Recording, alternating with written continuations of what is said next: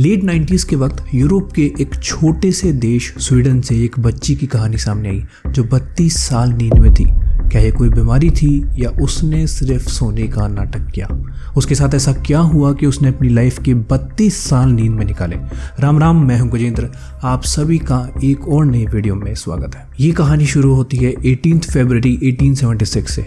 Sweden में ओकनो नाम के एक छोटे से आइलैंड पे 8 लोगों का एक परिवार रहता था। माँ बाप, उनके 6 बच्चे, जिनमें 1 लड़की और 5 लड़के थे। इस बच्ची का नाम कैरोलिना था। कैरोलिना इस वक्त 14 साल की थी। गरीब परिवार था तो एक छोटा सा फार्म और कुछ मछलियां बेच के वो लोग अपना गुजारा करते थे। सर्दियों के दिन थे और वहाँ इतनी ठंड पड़ती थी कि वहाँ जो पानी की झीलें थी वो जम जाती थी और पानी पे बर्फ की मोटी लेयर जमने की वजह से लोग उसके ऊपर से आ जा सकते थे। 18 फरवरी के दिन ऐसी ही एक झील के ऊपर से होते हुए कैरोलिना अपने घर जा रही थी कि उसका पाँव फिसला और वो गिर गई। गिरी तो बर्फ मजबूत थी तो उसके सर और फेस के राइट वाले हिस्से में थोड़ी सी चोटें लगी। कैरोलिना ने जैसे तैसे अपने आप को संभाला और घर पहुंची। घर जाते ही जब कैरोलिना ने बताया कि वो गिर गई तो पहले तो घर वालों ने उसको डांटा, जैसे कि आमतौर पर माँ बाप करते हैं। फिर उसकी माँ ने उससे पूछा कि कहाँ कहाँ लगी, तो उसने बताया कि सर में थोड़ी सी लगी है लेकिन दांत की साइड ज्यादा दर्द हो रहा है। उसकी मम्मी को लगा कि ये नॉर्मल सी बात है, ये ठीक हो जाएगी और उन्होंने इस पे इतना ध्यान नहीं दिया। रात हो गई थी लेकिन कैरोलिना के दांत का दर्द बढ़ता ही जा रहा था। जैसे तैसे करके उसकी माँ ने उसको सुलाया, बस वो नींद उन सभी को भारी पड़ी। अगले दिन की सुबह हुई तो बाकी सब लोग उठ गए लेकिन कैरोलिना गहरी नींद में थी। उसकी माँ ने उसको उठाने की कोशिश की तो उसने कोई रिस्पॉन्स नहीं दिया। ऐसा लग रहा था कि जैसे उसको कुछ सुनाई ही नहीं दे रहा हो। एक बार के लिए सब लोग टेंशन में आ गए। उसके बाद सबने मिलकर कैरोलिना को उठाने की बहुत कोशिश की, जैसे हम लोग करते हैं, पानी की छींटें मारना और बाकी सब कुछ करना, लेकिन फिर भी कोई रिस्पॉन्स नहीं आया। तो उन्होंने उसकी स्किन पे पिन चुभाई कि दर्द से तो उठेगी, पर उसने फिर भी कोई रिस्पॉन्स नहीं दिया। अब परिवार वाले चिंता में आ गए कि कुछ तो गड़बड़ है। 1876 की बात है। उस वक्त स्वीडन में लोग विच जैसी चीज़ों में बहुत मानते थे। अगर किसी के साथ भी कुछ एक्स्ट्रा ऑर्डिनरी होता जो लोगों के समझ के बाहर हो तो लोग बोलते थे कि इस पे विच का साया है। बस उस परिवार को भी यही लगा। कैरोलिना नींद से उठ नहीं रही थी, पर फिर भी उसकी माँ रोज कैसे तैसे करके उसको 1 गिलास दूध और चीनी का पानी पिला देती थी कि उसकी सेहत डाउन ना हो। वहाँ आसपास कोई डॉक्टर नहीं था और दूर से किसी डॉक्टर को अपने घर बुलाने के लिए उनके पास पैसे नहीं थे। ऐसे ही टाइम बीतता गया। शुरू में इन लोगों ने इस बात को अपने तक ही रखा क्योंकि इनको डर था कि लोग बातें बनाएंगे कि इस पे विच का साया है। पर एक टाइम के बाद लोगों ने पूछना स्टार्ट किया कि कैरोलिना कहाँ है, तो उनको बताना पड़ा। जैसे ही लोगों को ये बात पता चली, सब ने पैसे इकट्ठे करके एक डॉक्टर को बुलाया। डॉक्टर आया और उसने जांच की तो उसने देखा कि कैरोलिना की नब्ज वगैरह तो सब ठीक चल रही थी, मतलब बस वो सो रही थी। बाकी डॉक्टर को उसकी बॉडी में कोई दिक्कत नहीं लगी। डॉक्टर ने कहा कि तुम लोग पैसे की चिंता मत करो, मैं टाइम टू टाइम आकर इसको चेक कर लूंगा। ये केस उस डॉक्टर के लिए भी अजीब था, इसीलिए उसने भी इतना इंटरेस्ट दिखाया। उसके बाद कुछ दिनों में वो डॉक्टर कैरोलिना को ऑब्जर्व करने आता। अच्छा, उस डॉक्टर ने अपने विजिट्स में ये ऑब्जर्व किया कि कैरोलिना की मसल बिल्कुल भी डाउन नहीं हुई। अगर आप थोड़े दिन खाना नहीं खाओगे तो आपके शरीर में कमजोरी आने लगती है और आपकी मसल्स कमजोर पड़ जाती है, जो धीरे धीरे टाइम के साथ रिकवर होती है। कैरोलिना के केस में ऐसा नहीं था। वो उस 1 गिलास दूध से इतनी एनर्जी कैसे ले पा रही थी, डॉक्टर को ये समझ नहीं आ रहा था। डॉक्टर ने एक स्ट्रेंज बात और नोटिस की कि कैरोलिना के नाखून और बाल बिल्कुल नहीं बढ़ रहे थे और ये ऑलमोस्ट इम्पॉसिबल था। उसके बाद डॉक्टर ने उस परिवार से कहा कि कैरोलिना कोमा में है और अब हम इंतजार के अलावा कुछ नहीं कर सकते। फिर क्या था, उन लोगों ने दिन गिनना शुरू कर दिया। कैरोलिना की माँ ही उसका पूरा दिन ध्यान रखती और उसके भाई अपने पिता के काम में उनकी मदद करते। इन सब में 6 साल बीत गए और कैरोलिना नींद से नहीं उठी। हाँ, कई बार उसके माँ बाप ने नींद में उसको बड़बड़ाते हुए जरूर सुना था, लेकिन वो पूरी तरह कभी नहीं जागी। 6 साल बाद कैरोलिना को एक हॉस्पिटल में भर्ती कराया गया। हॉस्पिटल वालों ने कहा कि हम इसको नींद से जगा देंगे।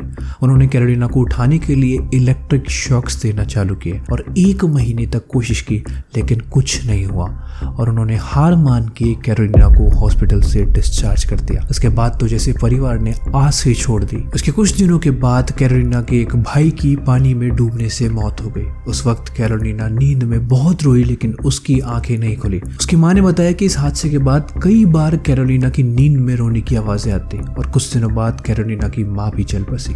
अब कैरोलिना की देखभाल करने के लिए उसके पिता ने एक हेल्पर को रख लिया जो सुबह शाम में आके अपने सारे काम कर देती थी। 3 अप्रैल 1908 को वो हेल्पर बाकी दिनों की तरह अपना काम कर रही थी कि उसको कैरोलिना के कमरे से किसी की चिल्लाने की आवाज आई। उसने जाके देखा तो कैरोलिना नींद से जाग चुकी थी और वो अपनी माँ को पुकार के रो रही थी।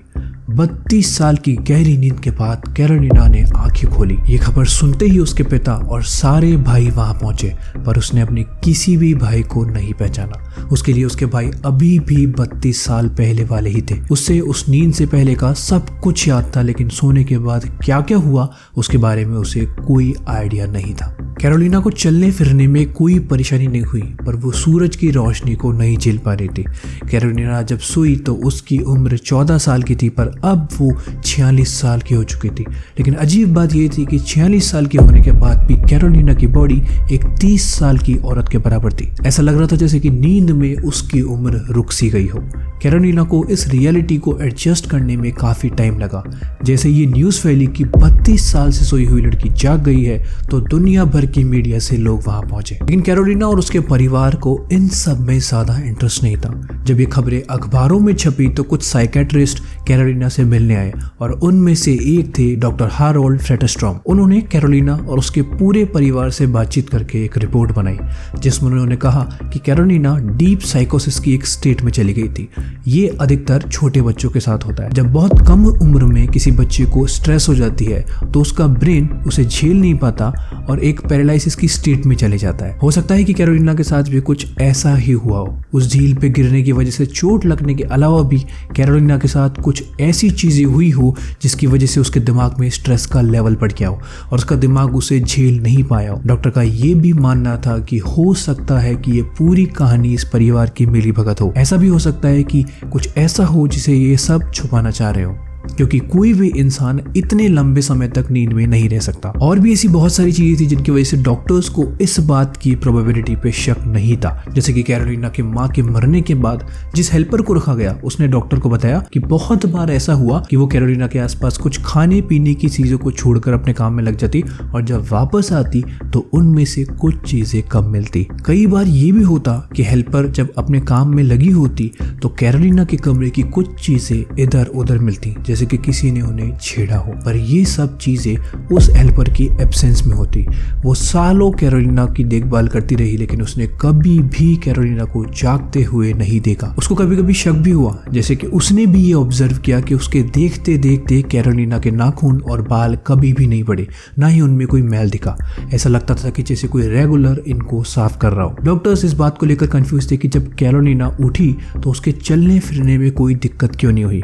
अगर कोई 32 साल लेटर रहेगा और फिर उठेगा तो वो नॉर्मल कैसे चल सकता है। खैर ये सब सवाल तो थे, पर कैरोलिना की नींद की इस पहेली को कोई नहीं सुलझा पाया, क्योंकि ये जो भी दावे थे वो सभी कैरोलिना के उठने के 2 महीने बाद के थे। इनमें से किसी भी डॉक्टर ने कैरोलिना को स्लीपिंग स्टेट में ऑब्जर्व नहीं किया था। इसलिए कैरोलिना के इस केस को लेकर उस वक्त बहुत सारी थ्योरी सामने आई। पर एक बात तो सबकी समझ से बाहर थी कि अगर ये नाटक भी कर रही थी तो इसकी उम्र कैसे नहीं बढ़ी। 46 साल की उम्र में भी कैरोलिना 30 साल की तरह कैसे थी। कुछ तो ऐसा था जिसे कोई भी डॉक्टर नहीं समझा पाया। जैसे ही ये बातें अखबारों में छपी उसके बाद ये पूरी दुनिया तक फैल गई और कैरोलिना को स्लीपिंग ब्यूटी के नाम से जाना जाने लगा। उसके कुछ सालों के बाद 88 साल की उम्र में 5 अप्रैल 1950 को कैरोलिना ने अपना शरीर छोड़ दिया। तो ये थी कहानी स्वीडन की स्लीपिंग ब्यूटी की। आपको क्या लगता है कि कैरोलिना के साथ क्या हुआ होगा? मुझे कमेंट करके जरूर बताना। और हाँ, ऐसी और कहानियां देखने के लिए स्क्रीन पे चल रही इन वीडियोस को जरूर देखना। आज के लिए इतना ही। मैं आपसे फिर मिलूंगा किसी और वीडियो के साथ। तब तक के लिए राम राम।